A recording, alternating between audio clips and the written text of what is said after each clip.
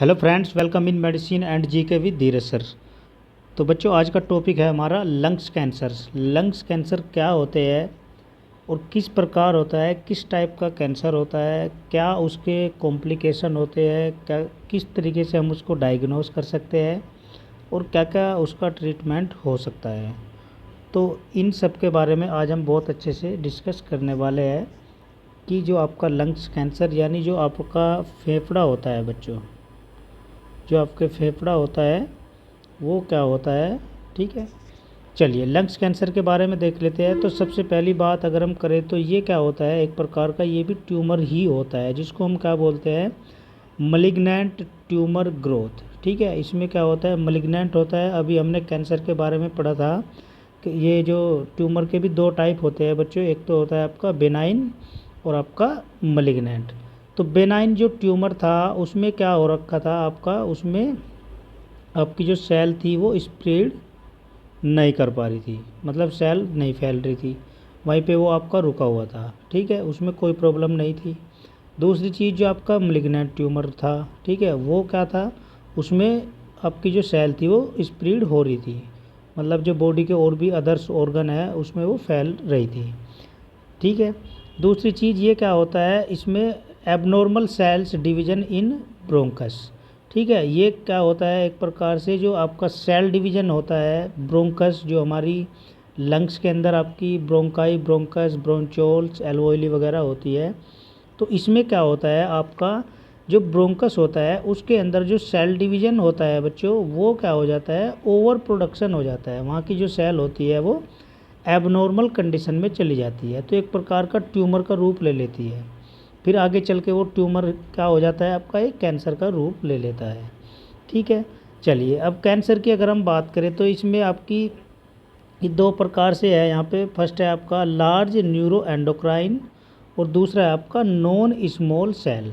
Large neuroendocrine में आता है आपका स्मॉल सेल कार्सिनोमा।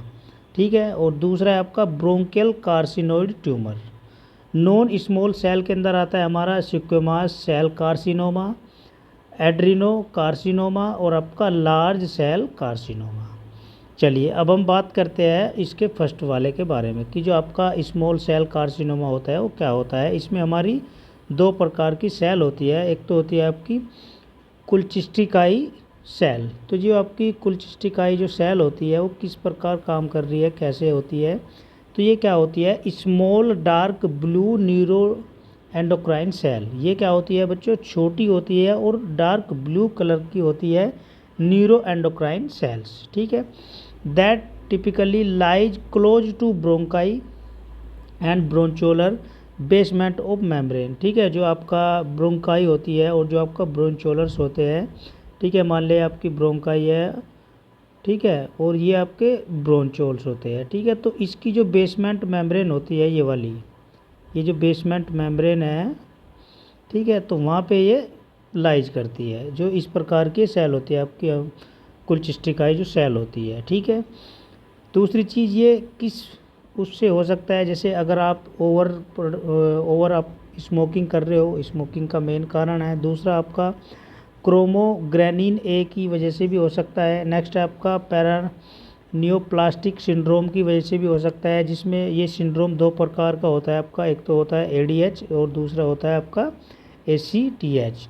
ये क्या होता है, एक प्रकार का कोजिंग सिंड्रोम होता है एसीटीएच का। ठीक है, स्मोकिंग भी इसका कारण बन सकती है। क्रोमोग्रेनिन ए होता है वो भी उसका कारण हो सकता है।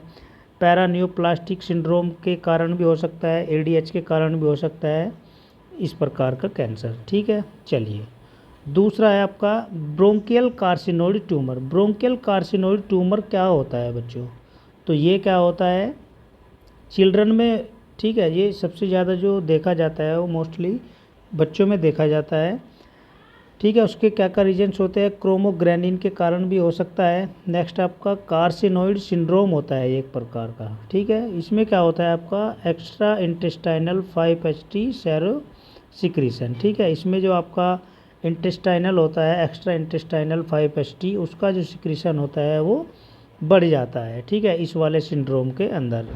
ठीक है, अब अगर हम बात करें इफ़ेक्ट ऑफ सेरोटोनिन 5-HT, तो जो इसका इफ़ेक्ट भी पड़ता है, जो आपका 5-HT होता है, सेरोटोनिन होता है, ये क्या करता है, इसकी वजह से आपको फ्लशिंग की प्रॉब्लम हो सकती है, डायरिया का कारण भी बन सकता है, ब्रोंको स्पास्म भी हो सकता है, और आपका जीआई अपसेट भी हो सकता है, जो आपका गैस्ट्रोइंटेस्टाइनल होता है।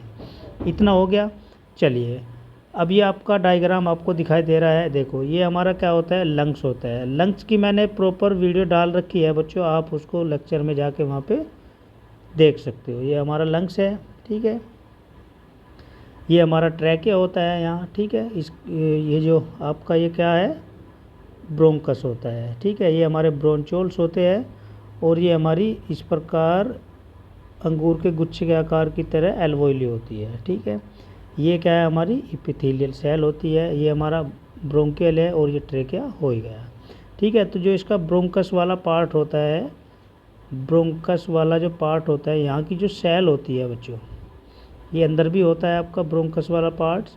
तो जो यहाँ की जो सेल होती है वो एबनॉर्मल कंडीशन में चली जाती है, ठीक है। कौन सी कंडीशन में चली जाती है, वो एबनॉर्मल फेज में चली जाती है। एबनॉर्मल का मतलब वहाँ की जो सेल है वो ओवर प्रोडक्शन करना स्टार्ट कर देती है। आगे चल के धीरे धीरे वो एक ट्यूमर का रूप ले लेता है, ठीक है। ये आपको दिखाई दे रहा है। चलिए, अब हम बात करते हैं इसके सिम्टम्स के बारे में। तो इसके सिम्टम्स हमें देखने को क्या क्या मिलेंगे। सबसे पहली बात तो वेट लॉस की प्रॉब्लम होगी, ठीक है। ब्लड इन सेप्टम, ठीक है। तो जो सेप्टम होता है, थूक होता है बच्चों, ठीक है। तो थूक के साथ साथ ब्लड भी आ सकता है, ठीक है। दूसरी चीज़, वोमिटिंग एंड चेस्ट पेन, आपको उल्टी या जो छाती में भी आपको पेन हो सकता है। नेक्स्ट, आपका डिफ़िकल्टी इन ब्रीदिंग, सांस लेने में कठिनाइयाँ हो सकती है, और कफ की प्रॉब्लम भी हो सकती है। ये हमें सिम्टम्स दिखाई देंगे। नेक्स्ट है आपका डायग्नोस्टिक टेस्ट। डायग्नोस्टिक टेस्ट की अगर हम बात करें तो उसके लिए आप कौन कौन से टेस्ट यूज कर सकते हो, तो सीटी स्कैन भी करा सकते हो, ब्रोंकोस्कोपी भी करा सकते हो, लिम्फ नोड बायोप्सी भी होती है इसके लिए, और आपका पल्मोनरी फंक्शन टेस्ट भी किए जाते हैं। इन सब के द्वारा आप जो लंग्स होता है, लंग्स की या कैंसर की आप जांच करा सकते हो बच्चों, ठीक है। चलिए, अब हम बात करते हैं इसके ट्रीटमेंट के बारे में। तो ट्रीटमेंट हम रेडिएशन थेरेपी के द्वारा भी ले सकते हैं, दूसरा आपका कीमोथेरेपी के द्वारा, और आपका फोटोथेरेपी के द्वारा भी हो सकता है, और आपका ब्रोंकोस्कोपिक लेजर थेरेपी के द्वारा भी आप ट्रीटमेंट करा सकते हो, ठीक है।